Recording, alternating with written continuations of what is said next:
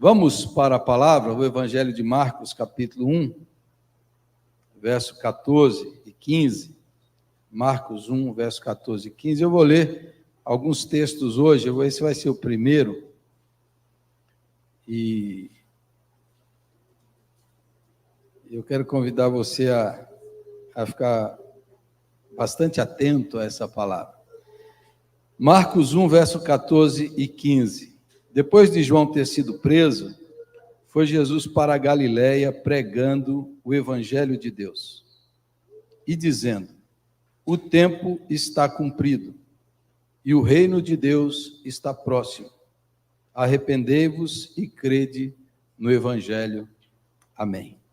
Senhor, ensina-nos a Tua palavra nessa manhã, prepara-nos para participar da Tua mesa, edifica-nos, instrui, alimenta a nossa alma, dá-nos discernimento da Tua palavra e fortalece a nossa fé e a nossa esperança.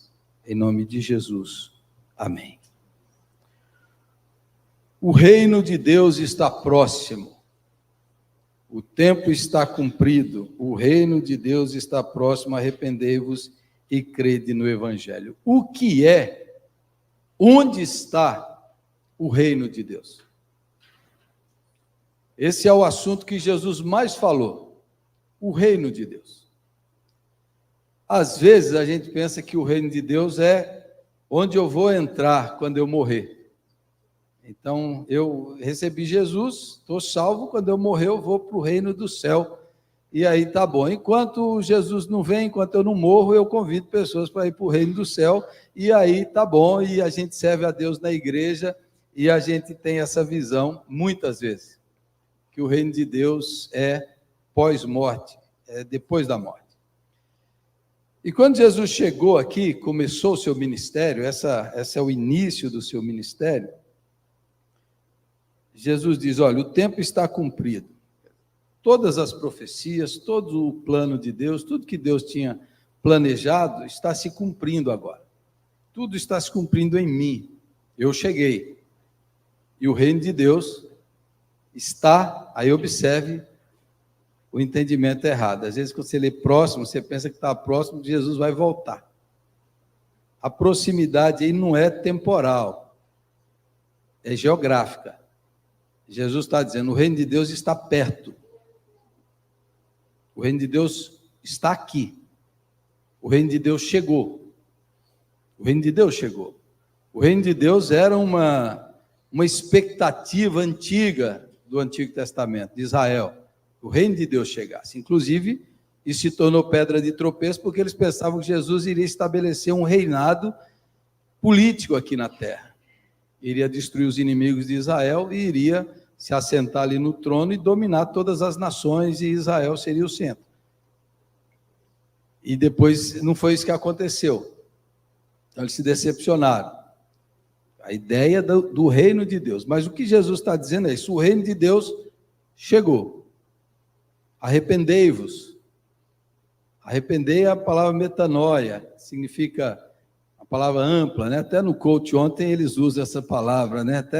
Até as nossas palavras, né? No treinamento que teve ontem aqui, metanoia. Metanoia é mudança de mente, expansão de mente, e além da sua consciência, expanda a sua mente. Expanda a sua consciência, porque o reino já chegou.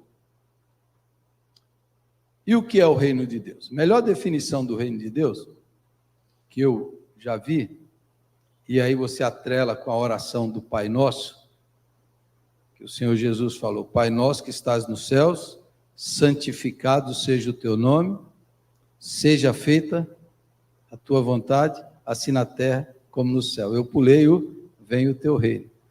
Santificado seja o teu nome, venha o teu reino, seja feita a tua vontade. O que é o reino de Deus? O reino de Deus é o ambiente, é o lugar onde a vontade de Deus é feita completamente. Ali está o reino de Deus. Qual foi a única pessoa onde a vontade de Deus foi feita completamente? Jesus Cristo.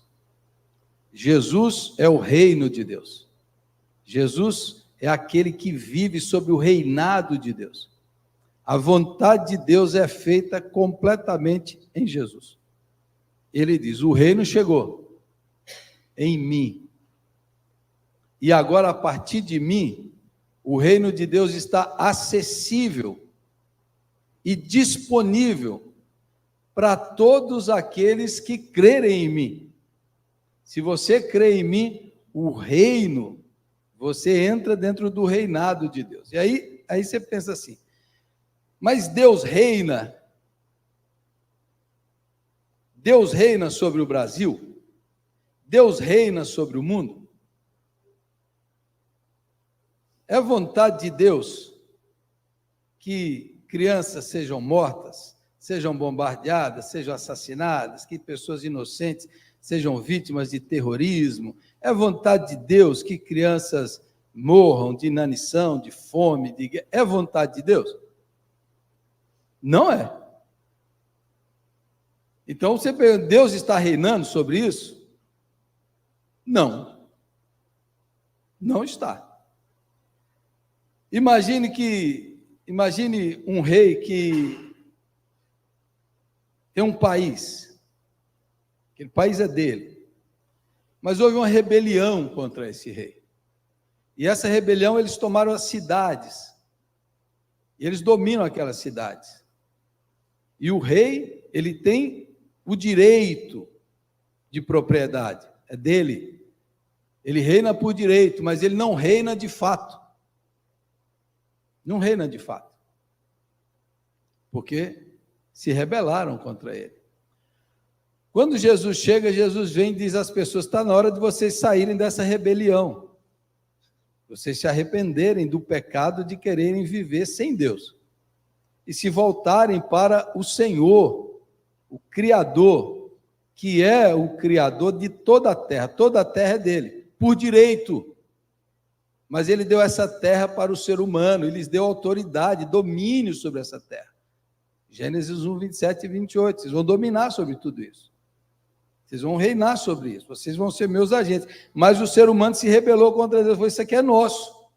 Nós vamos viver por conta própria, autonomia, o pecado, a rebelião. Se rebelou contra Deus.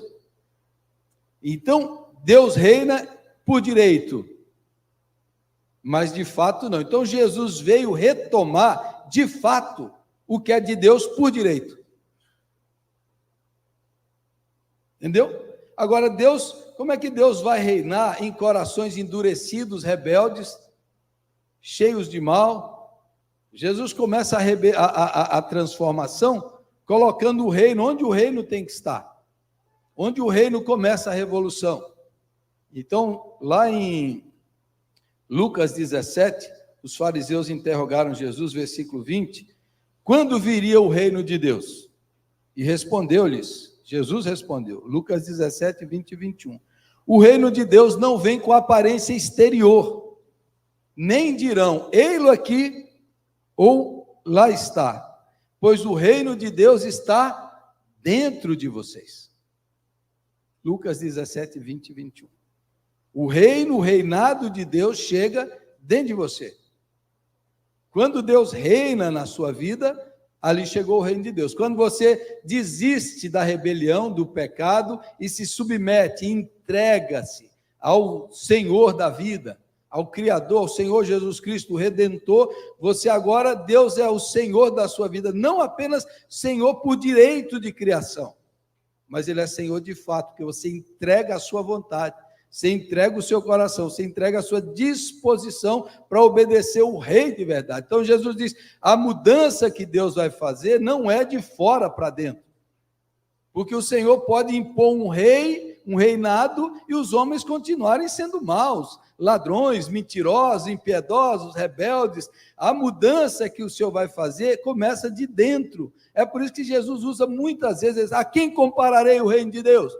O reino de Deus é como uma semente, é como um fermento.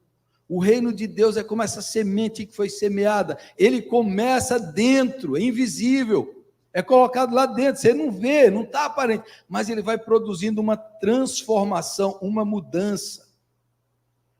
O apóstolo Paulo, em Romanos 14, discutindo a questão da comida e da bebida, as carnes sacrificadas aos ídolos, o que comeu, o que não podia comer, ele diz assim no capítulo 17 de Romanos 14: pois o reino de Deus não diz respeito ao que comemos ou bebemos, mas uma vida de justiça, paz e alegria no Espírito Santo. Jesus está dizendo, começa com valores, com princípios, justiça, paz e alegria no Espírito Santo. O reino começa de dentro. Então o Senhor veio resgatar o que é dele por direito ao mudar o coração dos homens e fazer com que as pessoas se submetam diretamente a ele. Então Jesus diz, o reino já chegou em mim. O reino está acessível e disponível a todos. Creiam, mudem a mente, ampliem a mente.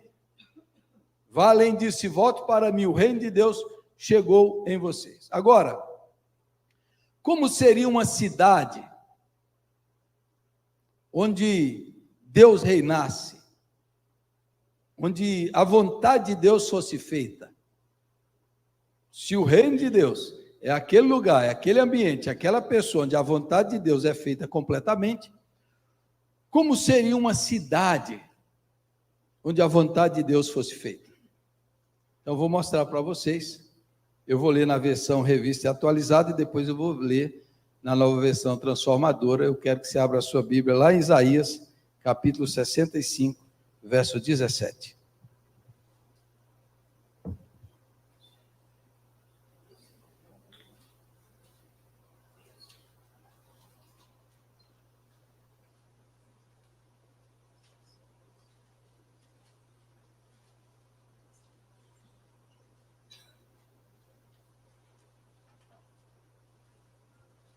Isaías 65, verso 17.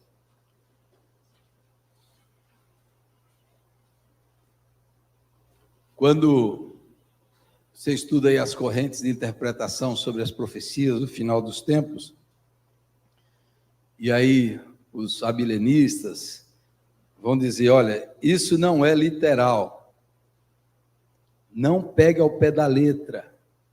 Isso daí é Deus comunicando a um ser humano, a um profeta, e dentro da compreensão e da capacidade dele, ele vai trazer uma visão de Deus, do reino de Deus, dentro daquilo que é possível perceber. Porque se você pegar literalmente, vai ver muitas coisas aqui que não encaixam. Então vamos para o texto e me acompanhe. E a pergunta é, como seria uma cidade onde a vontade de Deus fosse feita? Pois eis que eu crio novos céus e nova terra, e não haverá lembrança das coisas passadas, jamais haverá memória delas. Observe que aí o pessoal cria doutrina, acha que você vai para o céu e você vai esquecer tudo, você vai ter uma amnésia. Imagine você esquecer toda a sua vida, esquecer sua família, esquecer quem você é, esse céu ia ser ruim, ia ser ruim. Veja o versículo anterior, esse aqui é um contexto do exílio, do sofrimento. O versículo anterior, Deus fala, olha, vocês estão esquecidos das angústias passadas, estão escondidas dos meus olhos, os pecados de vocês, o juízo de Deus, o castigo que vocês sofreram, o sofrimento que vocês sofreram, isso aí Deus já apagou, já perdoou, Deus já limpou. Aí na sequência, pois, a continuação do versículo anterior, do texto anterior, e aí Deus fala, vocês não vão lembrar desse sofrimento, desse castigo, jamais haverá memória desse sofrimento que vocês passaram, mas vós folgareis e exultareis perpetuamente no que eu crio, porque eis que crio para Jerusalém alegria, e para o seu povo regozijo, e exultarei por causa de Jerusalém, e me alegrarei no meu povo, e nunca mais se ouvirá nela nem voz de choro, nem de clamor. Não haverá mais nela criança para viver poucos dias, nem velho que não cumpra os seus, porque morrer aos 100 anos é morrer ainda jovem. E quem pecar só aos 100 anos será amaldiçoado. Eles edificarão casas e nelas habitarão, plantarão vinhas e comerão seu fruto. Não edificarão para que outros habitem, não plantarão para que outros comam, porque a longevidade do meu povo será como a da árvore, e os meus eleitos desfrutarão de todas as obras das suas próprias mãos. não trabalharão debalde, nem terão filhos para a calamidade, porque são a posteridade bendita do Senhor, e os seus filhos estarão com eles. E será que antes que clamem, eu responderei, estando eles ainda falando, eu os ouvirei. O lobo e o cordeiro passarão juntos, e o leão comerá palha como boi, pó será a comida da serpente, não se fará mal nem dano algum em todo o meu santo monte, diz o Senhor. Observe, contexto pós-exílio, contexto do exílio ou pós-exílio, depende de quando é localizado esse texto aí, mas é contexto de exílio.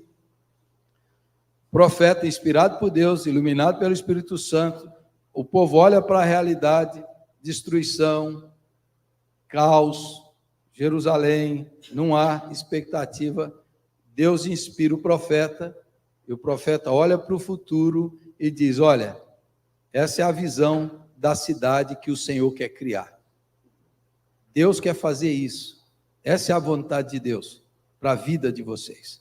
É isso que Deus deseja para vocês. Esse é o sonho.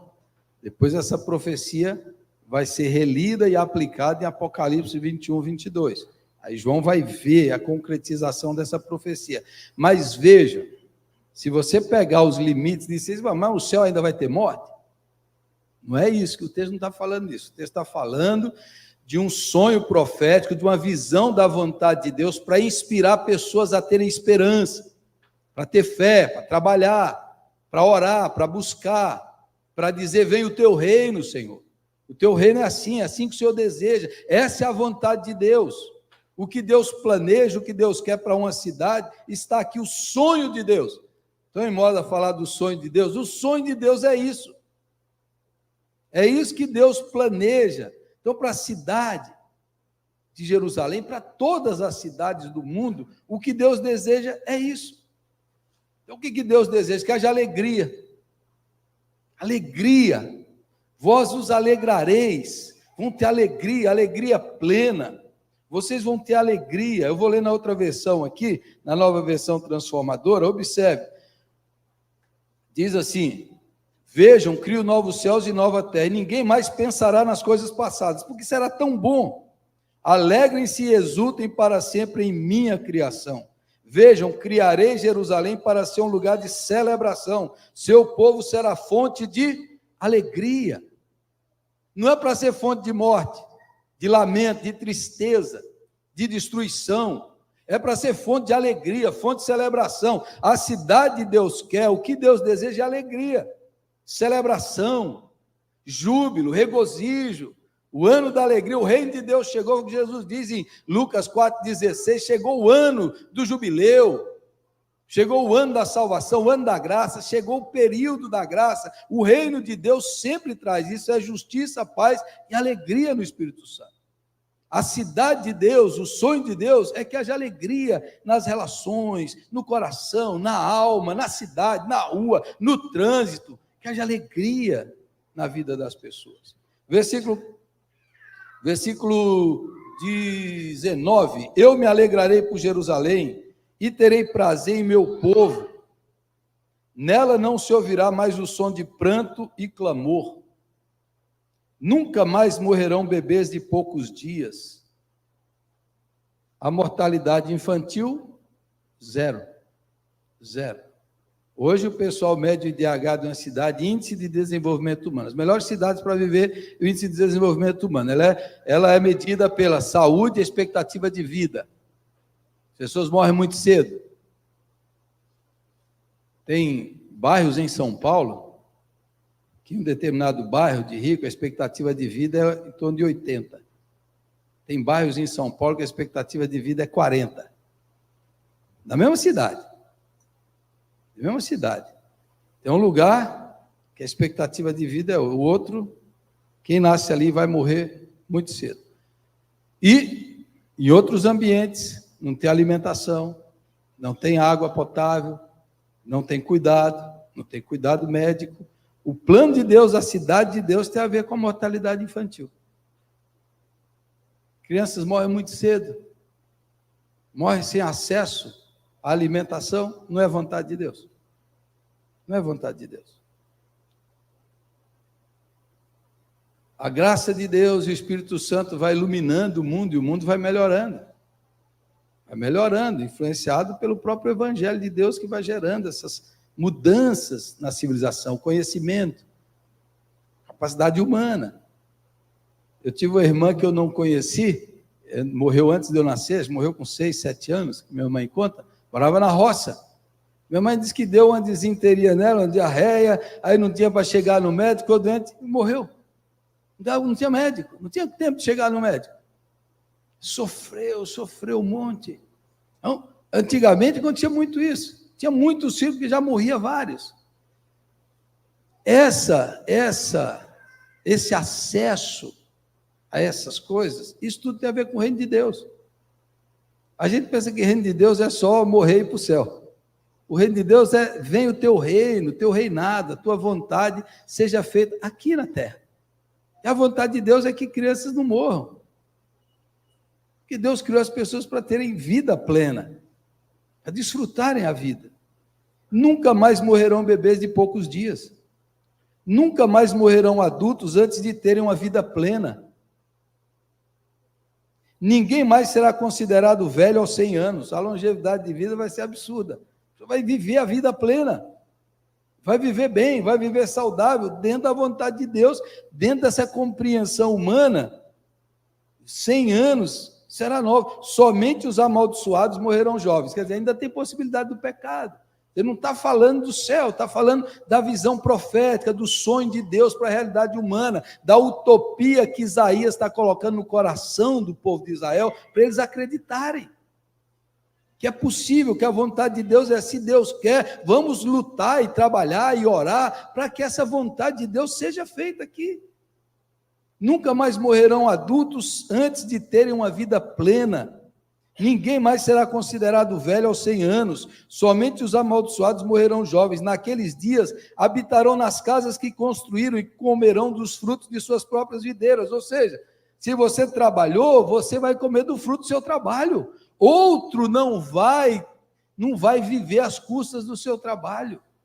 Você vai receber aquilo que é justo, aquilo que você trabalhou, que você merece. Você vai construir a casa, você vai viver, você plantou, você vai comer do seu fruto, porque não vai ser a Babilônia, não vai ser invasor, não vai ter injustiça, não vai ter mais o forte tirando do fraco, não vai ter mais as megas corporações, de mega supermercados, de grandes fusões que entram numa cidade e colocam preços baixíssimos, e o pobre do vendedor da esquina, que não pode competir, ele vai falir, porque ele não pode competir com essa grande, ele não tem condições, ele vai falir, ele não vai conseguir sobreviver, porque as grandes corporações vão entrando e vão tirando do pequeno agricultor que planta, ele não consegue competir com as grandes redes. Ele não tem condição, ele não consegue viver daquilo que ele planta, o pequeno agricultor, e aí é contra a vontade de Deus isso. Esse acúmulo. Você junta em vários países do mundo, não dá a renda que algumas empresas têm hoje, que você pensa que elas estão competindo uma com a outra, e uma já comprou a outra, e forma essas potestades econômicas, que vai quebrando o pobre, o necessitado, porque ele não tem como sobreviver nisso daí. Então, a vontade de Deus não é essa. A vontade de Deus é que cada um viva do seu trabalho e viva bem. Que o déficit habitacional diminua. E aí, veja, eu falei do IDH humano, é saúde, educação, é alfabetização, ensino, capacitação, todo mundo tem um ofício, tem um trabalho. Educado, isso é o que a gente diz. Índice de desenvolvimento humano, qualidade de vida, a longevidade, a educação, a saúde, a expectativa de vida, é isso que hoje mede. Então olhe aqui para o que Deus está falando, que Deus leva em conta, veja, você vai viver do seu trabalho. Naqueles dias habitarão nas casas que construíram e comerão dos frutos de suas próprias videiras.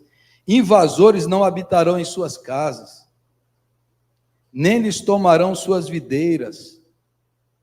Não vai tomar terra do pobre, não vai se apropriar, não vai tirar dele. Ele vai ter direito, nem lhe tomarão suas videiras, pois meu povo terá vida longa como as árvores, meus escolhidos terão tempo para desfrutar, e tudo que conseguiram com grande esforço, vai desfrutar do seu trabalho, do seu esforço, do suor da sua testa. Não trabalharão inutilmente, e seus filhos não serão condenados à desgraça, pois são um povo abençoado pelo Senhor, e os seus filhos também serão abençoados. Eles terão comunhão íntima com Deus. Eu os atenderei antes mesmo de clamarem a mim. Por quê? Porque estão fazendo a vontade de Deus. Jesus falou, tudo que vocês pedirem em meu nome, quer dizer, tudo que vocês pediram dentro da minha vontade, se lhes há concedido. Vocês estão fazendo a minha vontade.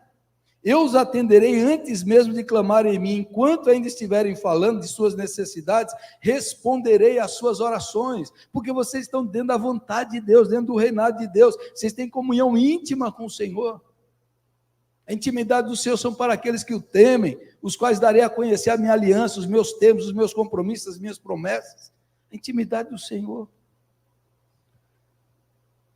Responderei às suas orações. Aí veja o versículo 25. O lobo e o cordeiro comerão juntos. O lobo e o cordeiro.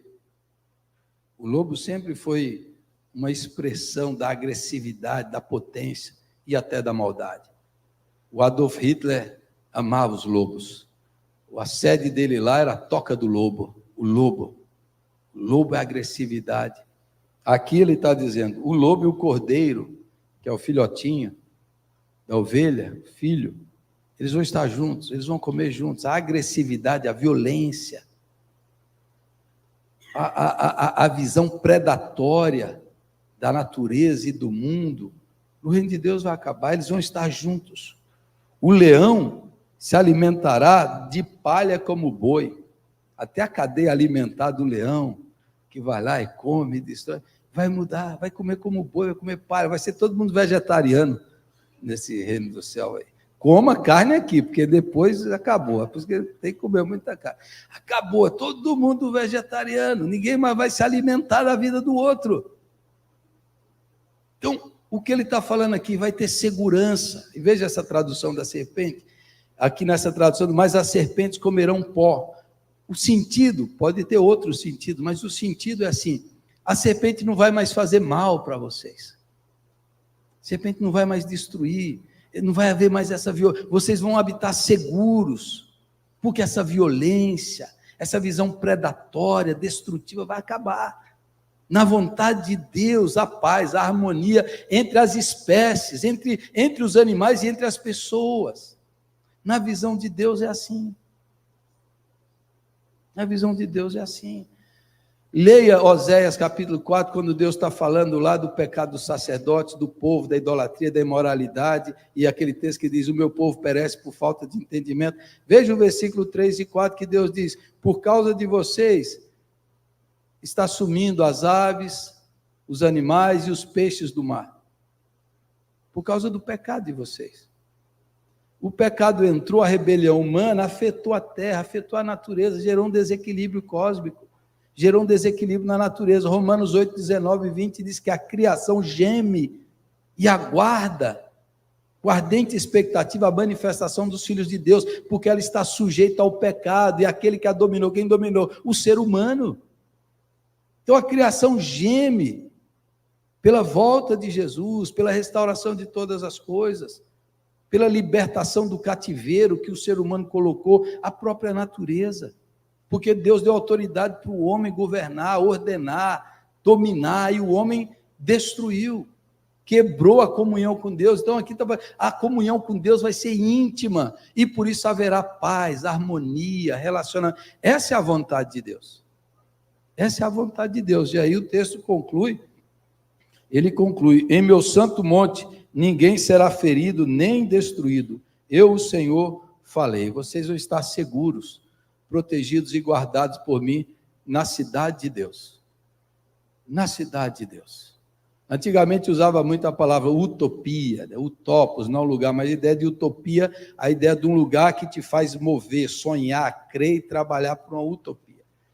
Hoje, se você assistir filmes e séries, tudo que fala sobre o futuro é chamado de, na minha época nem existia essa palavra, eu não conhecia, distopia. É um futuro distópico, só destruição, guerra, falta disso, porque a realidade que a gente vive projeta isso. Se você vive olhando para o futuro, alimentado por distopias, você vai se entregar ao pessimismo, ao ceticismo, à depressão, ao desânimo, ao desamparo. Você vai viver apático. Como? A geração passada podia ter seus erros, mas pelo menos tinha utopias. Essa geração não tem utopia. Aí vai entrando essa coisa toda aí. Você precisa de sonhos, de objetivos, de propósitos. Antes de Jesus voltar, vamos manifestar o reino de Deus aqui, nessa terra. A vontade de Deus será feita aqui. Como? Cuidando dos bebês, dos idosos, da qualidade de vida, cuidando da alimentação, lutando contra a injustiça, protestando contra a maldade, contra a iniquidade, trabalhando para o bem comum, manifestando o reino de Deus, os sinais do reino de Deus na história. O reino de Deus não é só no culto, não é só na igreja, o reino de Deus é no posto de saúde, é na escola, é o professor que ensina, é a enfermeira que atende bem, é o agricultor que tem acesso à terra, que come a comida que ele produz, é casa para todo mundo, é direito das pessoas. O reino de Deus vai além dessa esfera espiritual que a gente colocou. A vontade de Deus é isso. Agora, quando você vive num mundo cheio de guerra, de destruição, não pense que Deus tem alguma coisa a ver com isso. Tire Deus fora disso. Deus não tem nada a ver com isso. Aí são homens entregues ao seu orgulho. O orgulho é o estado mais antideus que existe, mais diabólico e satânico que existe. Foi o orgulho que criou Satanás. Então, esse mundo de rebelião vai gerar morte e morte. Agora, a igreja é chamada para manifestar o reino de Deus. A igreja não é o reino de Deus. A igreja é um agente do reino de Deus. E os agentes do reino de Deus nem sempre são da igreja. Às vezes, pessoas que não são da igreja manifestam o reino de Deus. Mas o agente principal do reino de Deus é a igreja. E a igreja foi chamada para manifestar o reino de Deus na sua vida, na sua família, no seu trabalho, nos seus relacionamentos, na cidade, manifestar. Há 10 anos atrás, nós começamos um movimento de orar por nossa cidade, de orar por Botucatu. Lembra da faixa que nós colocamos aqui? Orando por todos os moradores de Botucatu, para que eles conheçam a graça, a salvação e a paz do Senhor. Orando, fizemos um movimento aqui. Trouxemos todas as autoridades na época aqui para a igreja, todo domingo. Orávamos por uma área da cidade. Isso gerou outras igrejas, outros movimentos. E a nossa cidade, uma das nossas orações é que nossa cidade se torne um exemplo de um lugar onde o reino e a vontade de Deus são feitas. Tem um monte de coisa errada, mas os prêmios que a nossa cidade tem ganhado, a gestão, o que nós temos visto, eu diria para você, nenhuma outra cidade do Brasil tem. É muito difícil.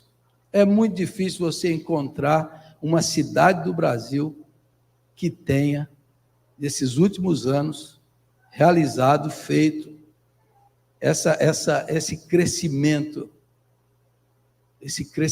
com equidade, com ética, com honestidade.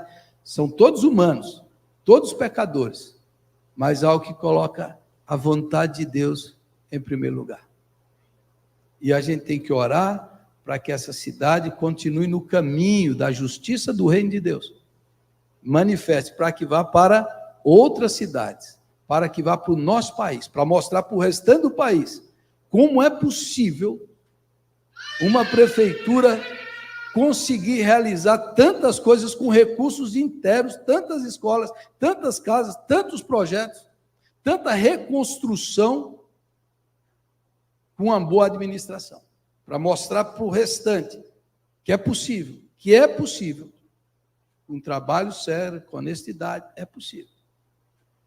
E isso é a manifestação do reino de Deus. Amém? O reino de Deus já chegou, ele ainda não se completou, mas ele já chegou. E Jesus nos ensinou a orar todo dia: santificado seja o teu nome, venha o teu reino. Jesus não falou, Deus não orou você, eu quero ir embora para o céu. Me arrebata, Jesus, eu quero ir embora desse mundo.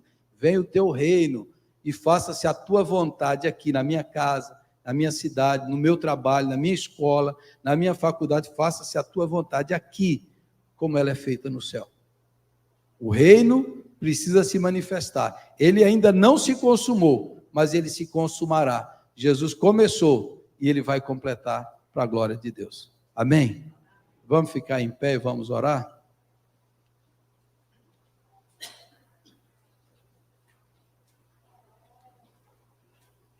Feche os seus olhos.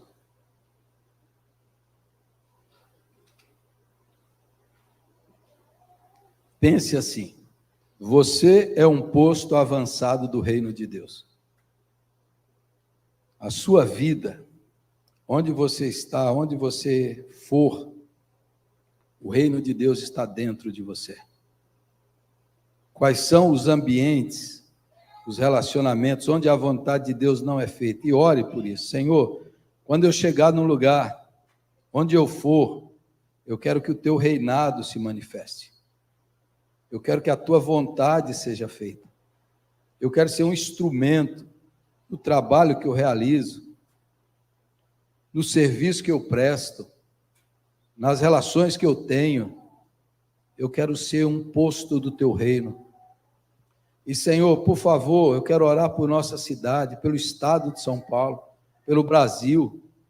Venha o teu reino, Senhor, reino de justiça contra toda a miséria, toda a fome, toda injustiça, toda a competição desleal, predatória, toda a injustiça institucionalizada.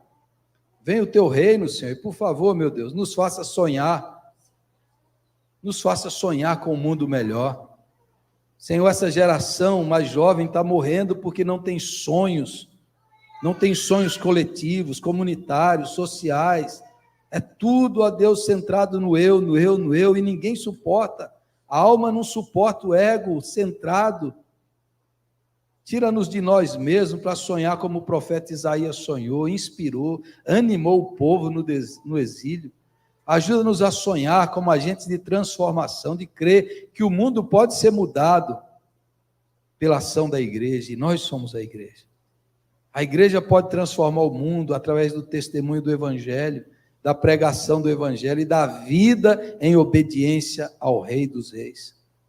Ajuda cada um aqui, Senhor.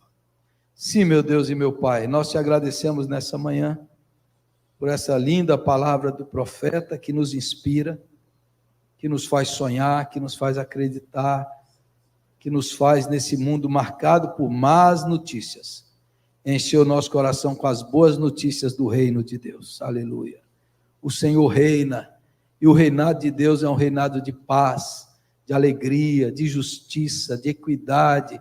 O Senhor reina, e quando o Senhor reina, há alegria, há vida plena, há saúde para todos, há capacidade para todos, há alimento para todos, há casa para todos. Quando o Senhor reina, há harmonia entre as pessoas, não há ódio, não há violência, não há preconceito, não há discriminação, não há violência, Senhor.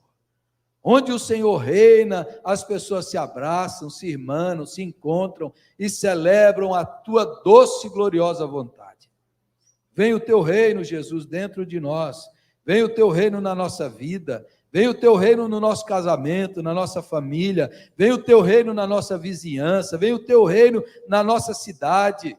Abençoe a nossa cidade, Senhor. Abençoe a administração, abençoe o prefeito. Livra da vaidade, do orgulho, da presunção. Livra, Senhor, e continue mantendo o coração humilde e dependente do Senhor. Abençoe a nossa cidade na sequência que virá. Abençoe o nosso estado, abençoe o nosso país. Vem o teu reino, Senhor, o reino de salvação, o reino da shalom de Deus, da abundância de vida, da oportunidade para todos. Vem o teu reino, ó Deus, para aqueles que não têm o que comer, não têm água potável, não têm acesso ao trabalho, não têm acesso à educação. Vem o teu reino, Senhor. Vem o teu reino para que cada funcionário, cada trabalhador manifeste o reino de Deus através de um trabalho bem feito, de excelência, que lida com pessoas com qualidade, com amor, com bondade, em nome de Jesus.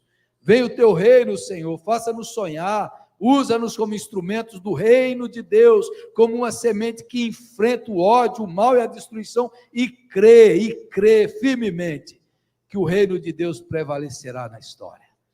que todos os reinos do mundo já passaram e passarão, mas o reino de Deus permanecerá. Venha o teu reino, Senhor, em nós e através de nós. Venha o teu reino nessa igreja, manifesta o teu reino, que o teu povo aqui continue servindo com amor, ajudando a Deus, testemunhando, evangelizando, como nessa quarta-feira lá naquele bairro tão carente da nossa cidade. Venha o teu reino ali, Senhor, no meio daqueles barracos. Venha o teu reino ali, Senhor, para aquelas crianças. Venha o teu reino de justiça para aqueles jovens ali, Senhor. Venha o teu reino, ó Pai, nos lugares que mais precisam da luz. Usa a tua igreja para continuar levando o teu evangelho com fé, com amor e com esperança. Venha o teu reino, Senhor, em nome de Jesus. Amém e amém. Amém. Graças a Deus.